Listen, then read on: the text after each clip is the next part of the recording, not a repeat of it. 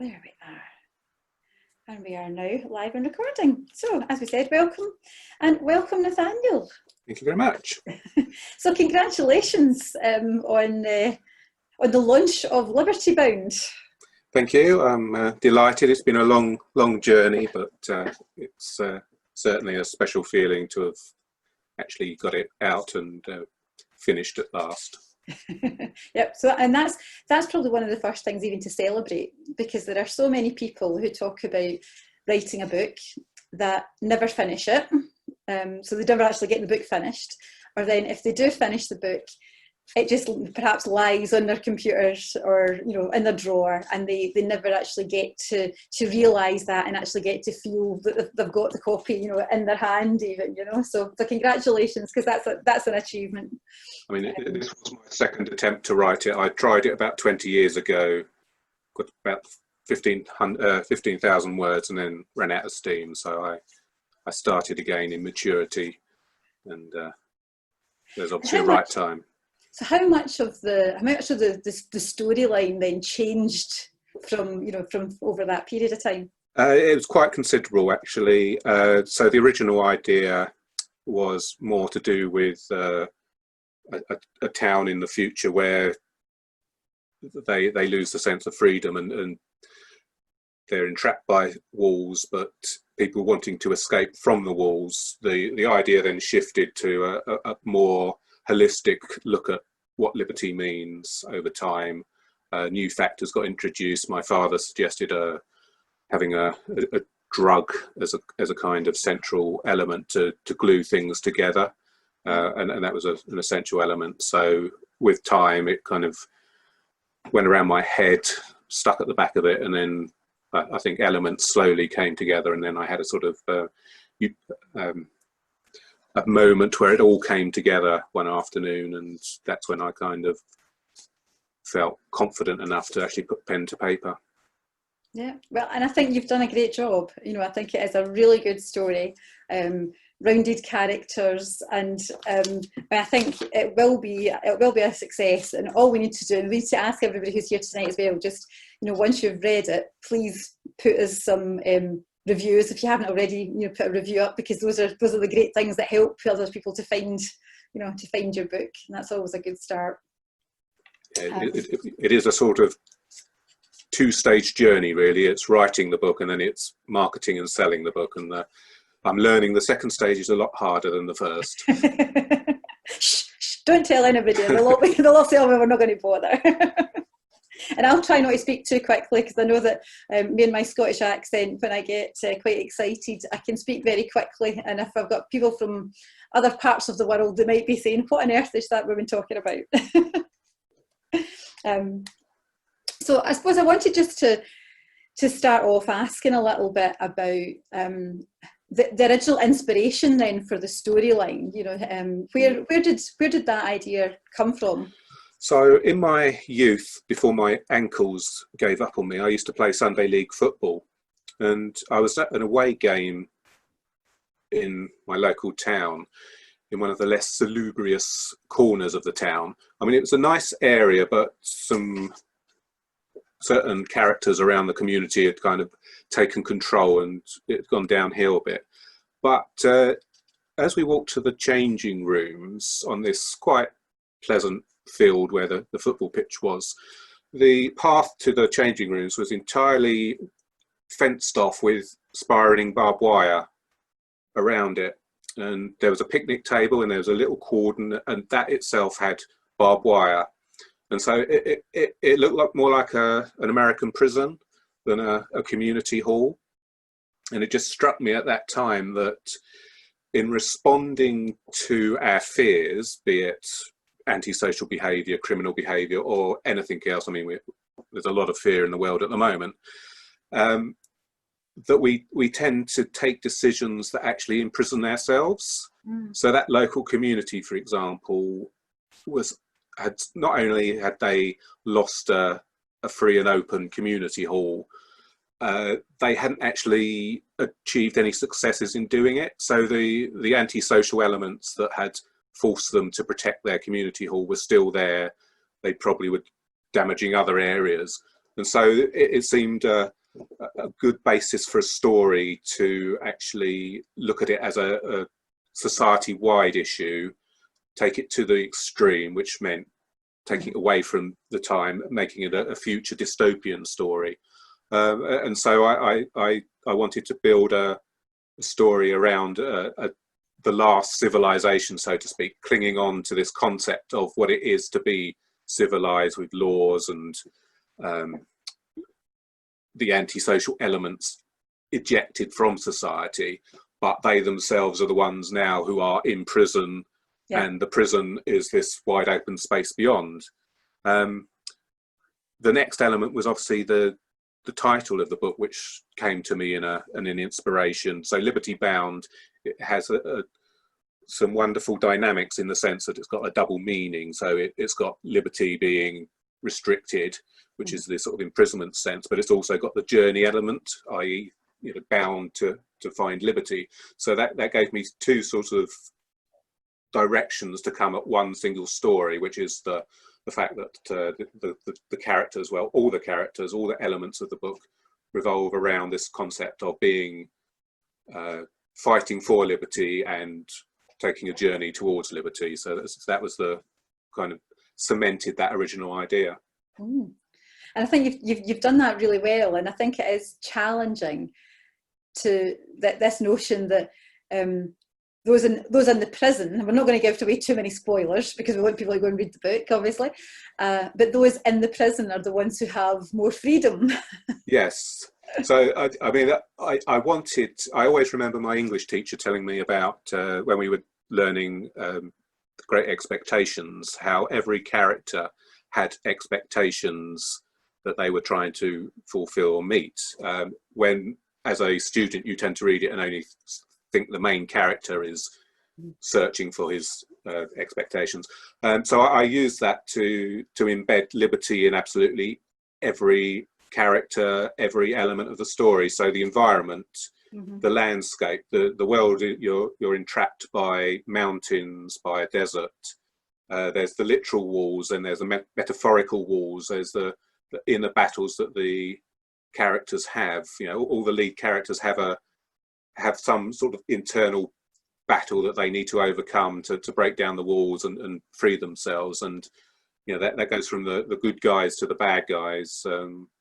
And even the time it's set, that once again there's quite a critical sentence in there where one of the characters refers to the fact that being at the end of time, they know what mankind can achieve, but they don't have the ability to achieve it anymore. And that's another sense of imprisonment. So throughout the story, I wanted to have that as a thread. And you've obviously got the main narrative as well, which is similarly this kind of journey to freedom. Yeah. So, I mean, it's great to hear, like you say, all those layers that are going on.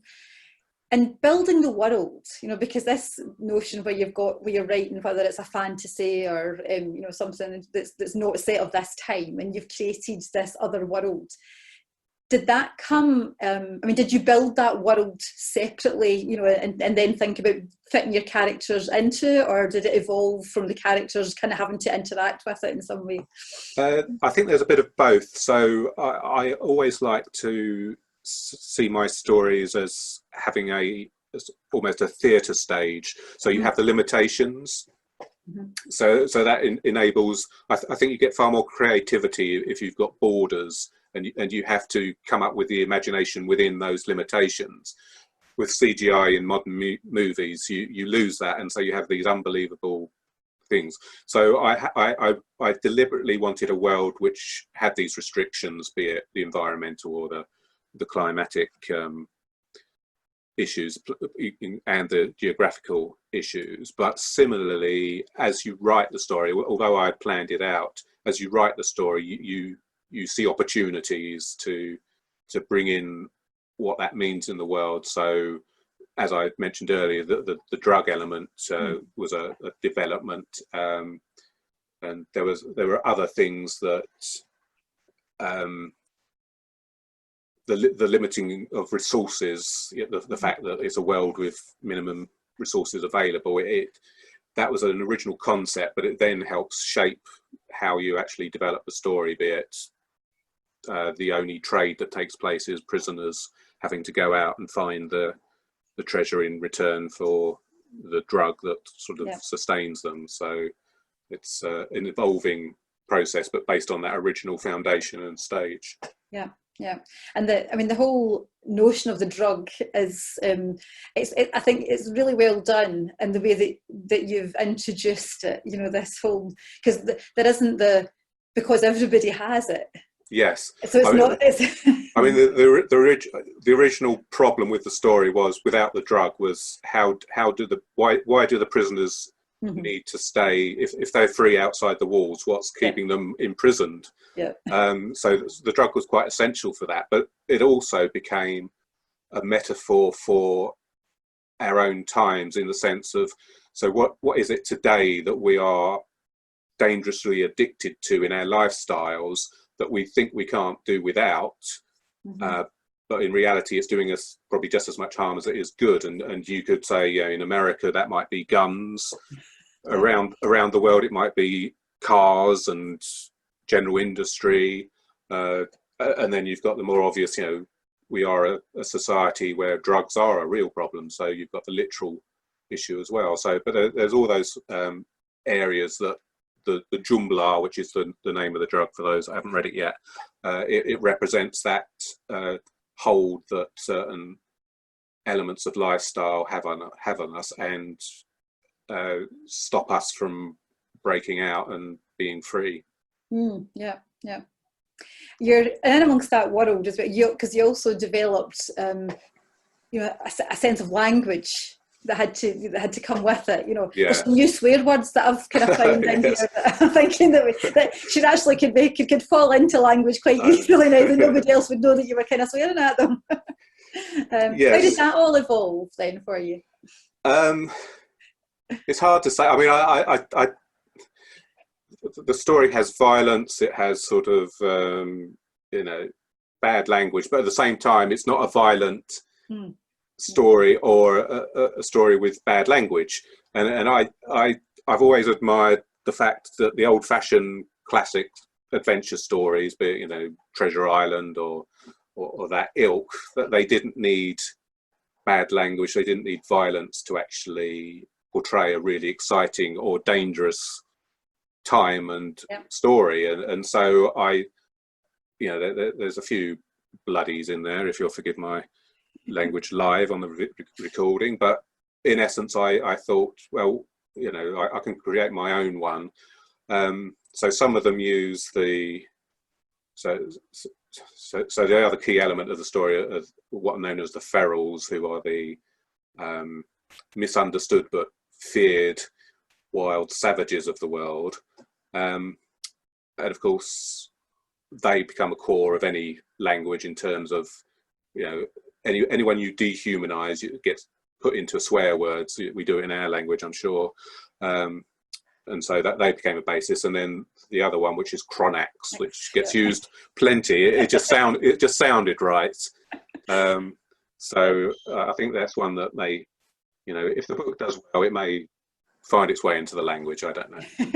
So we start going Chronax. Yeah. So when you start to see the kind of hashtag of it appearing now, exactly.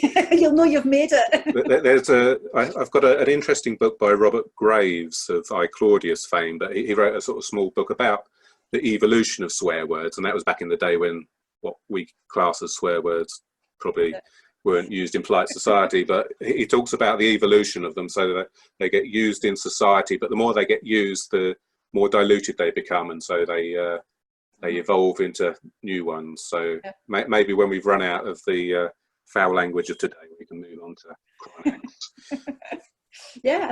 I think it's definitely one to watch then, one you can look out for. Your characters, though, are quite, like I said, there's multi-layers, and there's lots of interesting connections between the characters, and great dialogue as well to kind of move the storyline, between those characters. With Finbarrel obviously being, the kind of main the kind of main kind of character, I suppose, in there that we're kind of, he's the rebel that we need. Did you were the characters, have they got any traits from well, we might not say because they're watching that actually they are from part of them, but often I talk to writers who have said that they've picked up a character where they've pulled elements from people that they've known and put them into certain aspects of different characters they're writing. I'm sure there's an element of that, and certainly the names are actually taken from people I've known. I corrupted them, so I used to work with someone called Finbar, which I believe is an Irish name, and I just thought with time it will evolve into Finbal. Mm-hmm.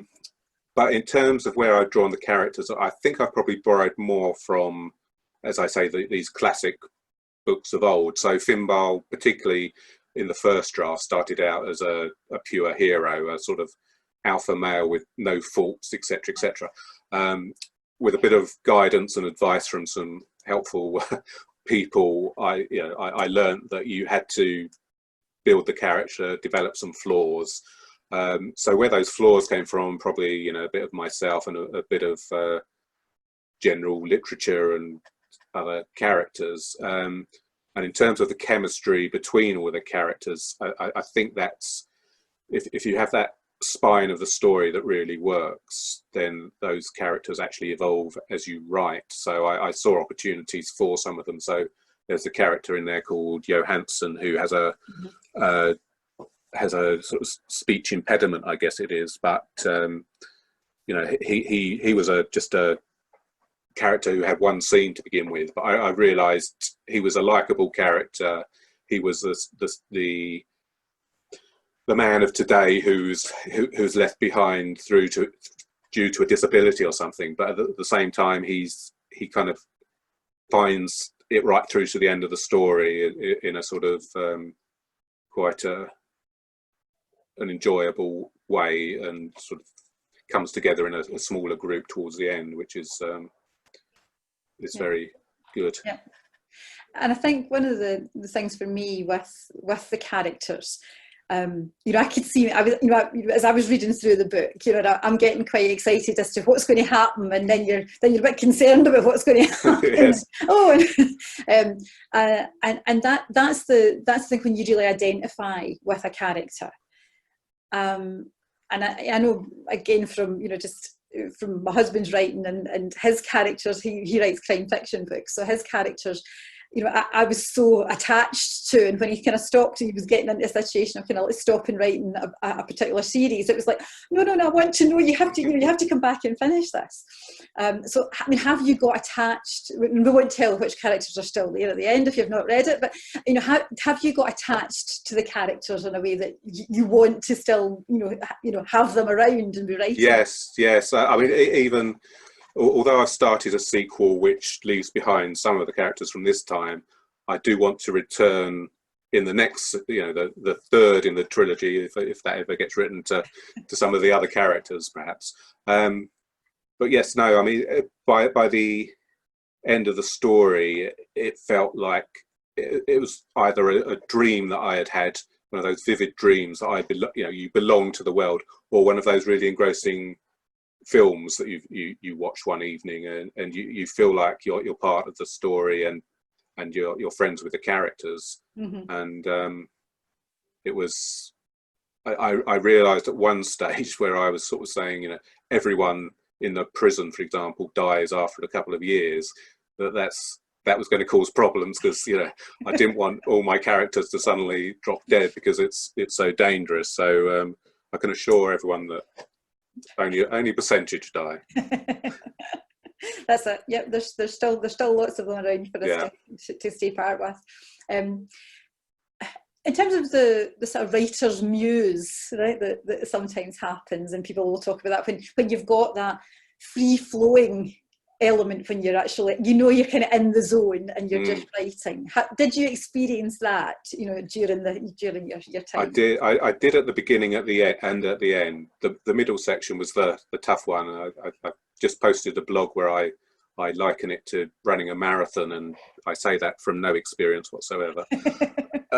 But it's that kind of when you're halfway and you've lost the enthusiasm that you had at the start and you can't see the finish line, that's the tough time, and so you just got to keep ticking away rather than doing it. But you then reach a point where you suddenly realize that actually you've hit the channel again, and you're back in the groove, and then it flows, and once that's you can move on to the next sort of stage. But I guess it's like anything in life, there's peaks and troughs as you write, and that was certainly the case. But once you can see that finish line, it's great motivation to actually write.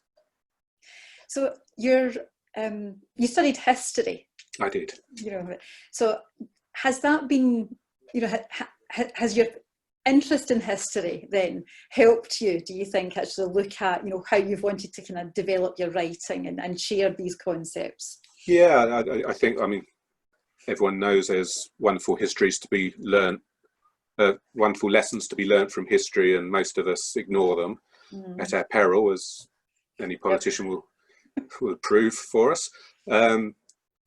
But I see, particularly when you're writing about the future, it's about really writing about the past, but taking those marker points through history and just carrying the line on, so you know what's going to happen. So you can see along the line that, for example, after the coronavirus and Donald Trump, there will be some major event, not this year, not next year, somewhere down the line, because of the multiple factors that come out of all these issues. And it's the same in interpreting history to make a story for the future. You recognize certain parallels that trigger events, and most of the time people don't actually recognize what's going on at the moment.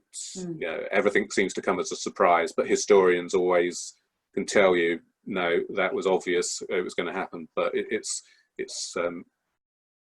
marrying those kind of insights and projecting it into a future, I think, is quite an interesting idea. And my inspirations are people like George Orwell, who obviously tapped into what was going on throughout his world, both socially within Britain and abroad with Russia, and his experiences from the Spanish Civil War, and then turning that into a dystopian world like 1984. And one of the other aspects, I suppose, is just like you're seeing, you're surrounded by books, a few other people sitting there surrounded by books. And one of the things that's really missing from this, from the world, from Athenia, is books. And that knowledge, I suppose, that that just has now disappeared. And I thought that was because I started to think about what would it be like if you didn't have access, to books or knowledge in that way. I think what inspired me on that is a sense that in our own time, despite knowledge being more available than ever before with the internet, etc., it seems more restricted or controlled than ever before. Now, I'm not sure if that's entirely true, because you could always argue that any writer is influenced by politics or the society of his day, but just in terms of the consumer society and the marketing that goes with it nowadays, choice is an unusually vague thing these days. It's hard to say that I choose something, because it seems to be chosen for you. And I think there's a sense that our power to think for ourselves and make decisions on our own, it has been curtailed somewhat by the general flood of data and information, and that's an element that what I wanted to kind of start. Not only is food and water short in this world, but also this access to knowledge and books. Yeah, yeah, and yeah, it's an interesting one. Like, and like you say, when we're living in a world now where you think you have choice, and you pop onto, for those of you who are on Facebook, you pop onto Facebook, and suddenly you're compounded with all the ads for something. You realise, oh, I've been looking for something Yes. on Google about that. So something like Twitter, where you don't actually have a middle ground anymore. So you can like something or you control something. There's very little middle ground in terms of honest, critical comments or just debate. Yeah. And you have this kind of mob mentality, and you know, it takes away the individualism of thinking, but at the same time, you know, you can argue it gives a lot of freedom to the individual to speak out, but there's something that's not quite right with it, I would say. Yeah. And just this last question I kind of want to just kind of explore and go into a little bit is the punishment, I suppose, is quite severe. You know, and the way that you know you know, there's very little leeway around. You know, it's very controlled and just and swift, and you know, justice is served by those who decide what justice is. And I get, so was there another thought behind, you know, that for you as well, even when you were I wanted it to be quite ambiguous, so I always set it in the context of they see the punishment as being civilized. So they're clinging on to civilization. They retain a law and order. And punishment there is no death penalty, for example, but there is death penalty in the sense that people are abandoned to a wilderness where they can't possibly survive. So it's hypocritical in that sense. But it was something that I just felt you have to, in a world like that where you're clinging on to something, you're blinded to everything else to save that one thing. And I think even later in the story, when Finbar himself gets a bit of control over law and order, he discovers that it's not quite as straightforward as right or wrong or making everyone happy. It's a complicated old thing, and I'm sure we've got a few judges on the call today. I'm sure they've got a view. They'll recognise some of what you're saying. So we've got a few questions that have come up in the chat, right? So I'll ask you what we've got here, and then we'll move on to a chance for you to kind of read us some part of the book. And while you're reading, if there's anybody else thinking of questions, but I'm going to come through some of the questions that we have just now. So John and Kiveta have said, do you identify with any of the characters? I think one puts a little bit of oneself into the hero. So you know, Finbar, when he talks, it's me talking, I think. But at the same time, hopefully we're not the same. You'll need to ask your family later then. Yes. So Bob has asked, do you base the city and the landscape on places that you know? No. Although that said, my parents went on a train journey across Canada, and they always reminded me of, they talked about the Rocky Mountains. So you've got Vancouver, which is, you know, a lush, beautiful city, but on the other side of the Rockies there's a patch of area which is sort of desert-like, and then it rises into the hills, and I quite like that idea of an isolated community that side. We don't know what's on the other side of the mountains. It might be Vancouver or whatever, but that sort of inspired the sense of isolation in a terrible sort of environment, but perhaps more globally speaking, it was global warming Yeah, it has was impacted. interesting. I was thinking, as I was reading through it as well, I was thinking there was the kind of walled city. I was thinking of some of the walled cities that I've been in, and just so I suppose that's like everybody creates their own. Yes, Some of that. I didn't want to place it, sort of say this is the UK in 5,000 years' time and after global warming. I wanted it an ambiguous location, and the fact that mountains have arisen in UK, that's beside the point. Okay, so John's asking another question, but tell us more about the drink and how do we pronounce this? Right, the kawak. Kyle with the I can't even say it. The chap who's done the audiobook has done a wonderful job, and I was going to say that. It's spot on. How do we pronounce yes. that? No, so lots of the names that I use, both for characters and items such as the strong drink of the community, I wanted to borrow from familiar words of today, so familiar names, familiar cultures. So you'll see lots of the cultures, lots of the names have a link to a culture, be it Finbar to Ireland, Abenatra to Spanish, Kiowa, whatever the thing's called, to Polish or Czech or whatever. There's an African name in there. So I wanted a sort of, as the future takes hold, it's this melting pot of cultures, and this is the legacy, their names. So that's where it came from. Yeah, but it's certainly quite strong drink anyway. Yes, well, I'm fully aware that the Czechs like their drinks, so I thought they'd appreciate that. And Sarah has asked, how far along are you with the second book then? So I've written 16 chapters, which I think is about halfway. So it's still very rough, but it's going to be in 2 parts. This one, one book, but 2 distinct parts because I want a time zone. So I think I've just about finished the first part, and I think there's some good new characters in there. That's good. We're looking forward to hearing about that. Right, and we have.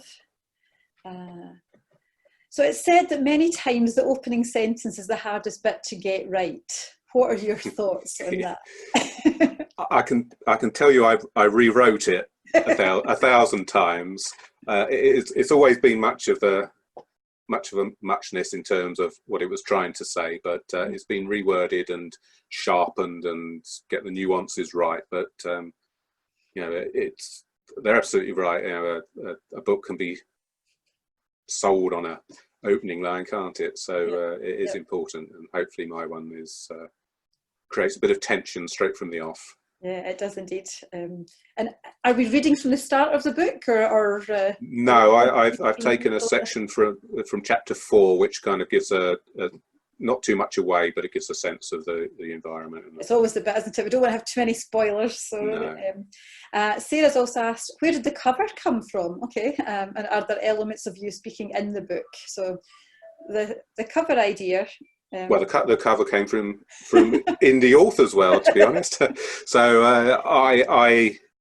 I had designed my own cover as an idea, which I shared with Kim and her team, and they poo-pooed it quite rightly. I was poo-pooed. No, I mean this is why you rely on the professionals to support you with something like this, is understanding the market and how it might impact. So. I don't know the name of the designer, I'm afraid. Well, it was actually my husband who did this. It was Sinclair who did the design for this one. Yeah. So so I was offered two designs to choose from, and this one was the standout option. And it's I like the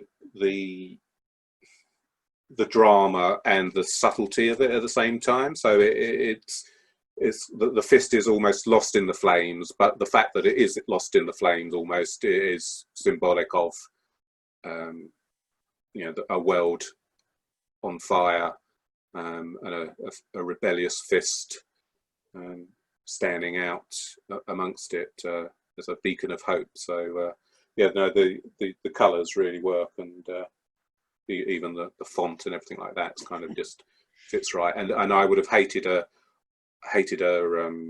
book with a sort of naked feral or something like that like some of these. I'm not a fantasy fan. I'll be honest. Yeah. So I wouldn't want to have a characterized cover to try and capture the world, because I don't think I can even. I'm not even sure if when they offer me the millions to make the film, I'm not even sure I can picture them turning it into a appropriate film. Yeah, and one of the things about covers, I mean, what I say to everyone is, you always judge a book by its cover. Yes. That old cliche. Yes, it's true. Exact opposite of what everybody says, but it's true. I mean, I think the cover is, it's striking as well, and it's just, it hopefully just captures people's imaginations to want to know more. That's what we want. Sarah had said, or what she was saying was, I was asking a question, are there elements? And she said, no. She says, there are elements of you in the book. Right, fair enough. I used to beat her at work, I'm sure.